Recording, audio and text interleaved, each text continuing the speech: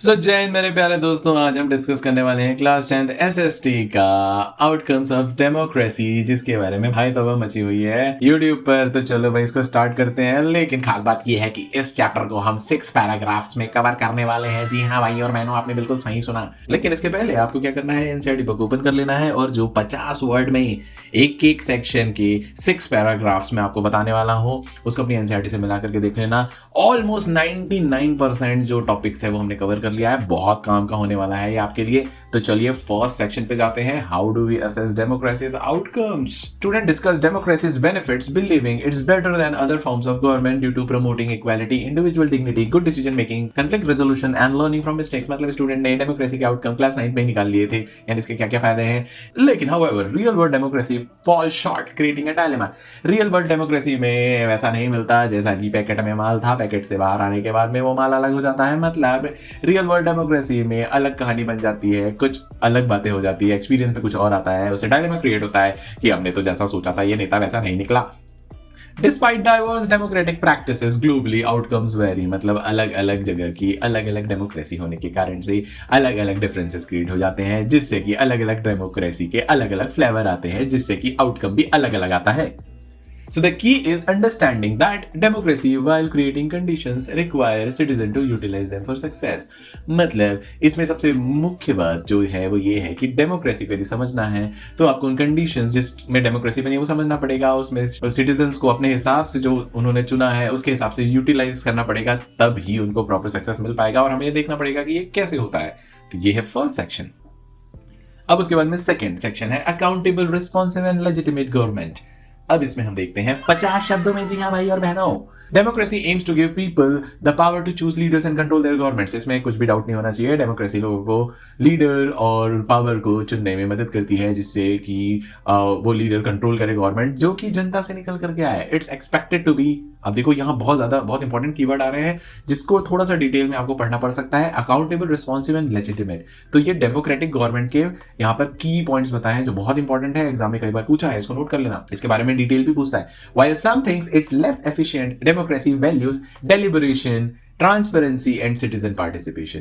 तो कुछ लोग ये सोचते हैं डेमोक्रेसी में वो लेस एफिशिएंट है, लेकिन डेमोक्रेसी जो है वो deliberation, transparency and citizen participation.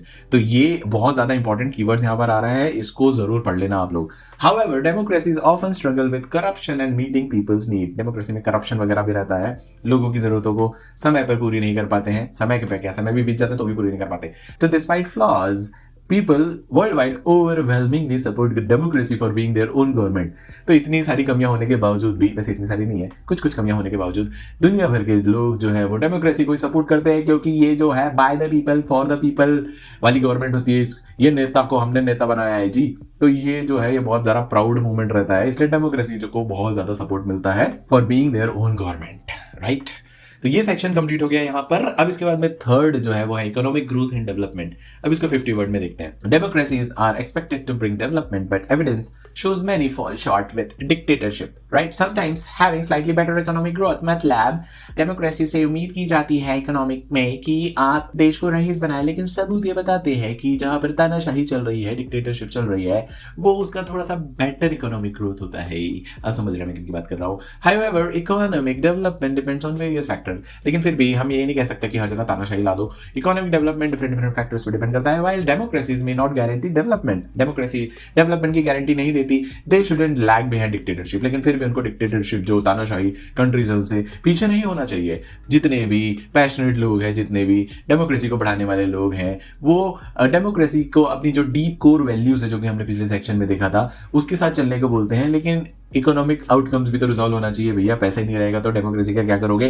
तो इसके बीच में एक केयरफुल कंसिडरेशन ऑफ एविडेंस होना चाहिए। इसमें कुछ टेबल्स हैं इस सेक्शन में, उसमें टेबल है ना, cartoon demonstrate differences in economic growth and inequalities between dictatorial regimes and democracies, prompting a verdict based on economic performance. मतलब टेबल्स और कार्टून इस सेक्शन का देख करके हमें समझ में आ जाएगा कि क्या क्या है। टेबल पढ़ना बहुत ज्यादा जरूरी है, इससे बहुत सारे क्वेश्चन बन जाते हैं।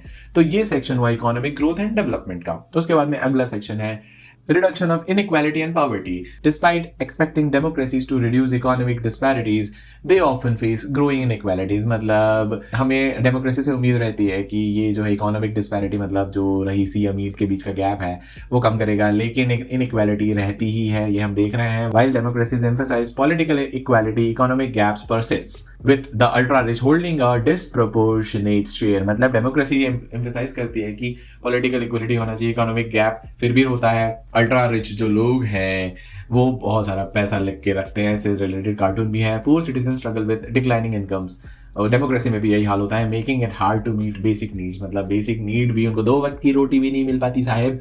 सो democratically elected governments including in India and Bangladesh, इसके एग्जांपल दिए हुए हैं, have not effectively addressed poverty, living many dependent on richer nations for essentials. लेकिन आज के प्रेजेंट सिनेरियो में जब आप ये देख रहे हो तो फिर से इस डेटा को रिवाइज करने की जरूरत है। एनसीईआरटी तुम कब अपडेट होगी? तो ये हुआ ये वाला सेक्शंस, मतलब reduction of inequality and poverty. अब इसके बाद में अगला जो 50 वर्ड में मैं आपको समराइज करने वाला हूँ वो है अकोमोडेशन ऑफ सोशल डाइवर्सिटी। मतलब तो डेमोक्रेसी जो है वो peaceful living by social differences को हैंडल करके, कॉन्फ्लिक्ट्स को हैंडल करके, डेमोक्रेसी का एम ये होता है कि वो पीसफुल लिविंग करे। जैसे एग्जांपल बेल्जियम का इसमें दिया हुआ है कि कैसे हम नेगोशिएशन करके फेयर प्रोसीजर्स को आगे बढ़ाया और टेंशन को कम किया। While no society can completely resolve conflict, कोई भी सोसाइटी हो पूरी तरह से उसमें कॉन्फ्लिक्ट खत्म नहीं हो सकते। Democracies are skilled at respecting differences. तो भैया डेमोक्रेसी की सबसे खास बात ये होती है कि जो डिफरेंस आ रहे हैं, जो लोगों के अलग अलग व्यूज आ रहे हैं, उसको बहुत ज्यादा रिस्पेक्ट करता है और बहुत स्किल्ड होता है, मतलब बहुत वेलकम करता है इस चीज को। However fulfilling 2 conditions is crucial, ये दोनों कंडीशन को फुलफिल करना बहुत क्रूशियल है। Ensuring the majority works with the minority and preventing the majority from favouring specific communities. ये 2 बातें देखो बहुत इंपॉर्टेंट, क्रिस्प एंड क्लियर, कि ensuring the majority works with the minority, मतलब 2 कंडीशन क्या होनी चाहिए? वो ये होनी चाहिए कि ensuring the majority works with the minority and, यानी मेजॉरिटी जो है वो माइनॉरिटी के साथ वर्क करें, और preventing the majority from favouring specific community, जो मेजॉरिटी में जो लोग हैं वो स्पेसिफिक कम्युनिटी को फेवर ना करें। अकोमोडेशन ऑफ सोशल डाइवर्सिटी का गोल तभी पूरा होगा जब ये 2 कंडीशन जो क्रूशियल अभी मैंने आपको बताया जो आपकी बुक में है वो फुलफिल होगी। तो ये सेक्शन यहाँ पे कंप्लीट हो गया। अब उसके बाद में आखिरी और 6वां पैराग्राफ है, वो है dignity and freedom of citizens. So democracy is like a special club where everyone should be treated with respect and have the freedom to speak up। है ना भैया, एक स्पेशल क्लब है डेमोक्रेसी जिसमें सारे लोगों को इक्वली ट्रीट किया जाता है, रिस्पेक्ट दी जाती है और फ्रीडम टू स्पीक अप, भले वो नेता को गाली देना चाहे। It's better than other ways of governing because it values dignity and freedom of individuals. ये वही बात हो गई, dignity freedom. Even though some problem still exist, लेकिन फिर भी कुछ प्रॉब्लम रहती है।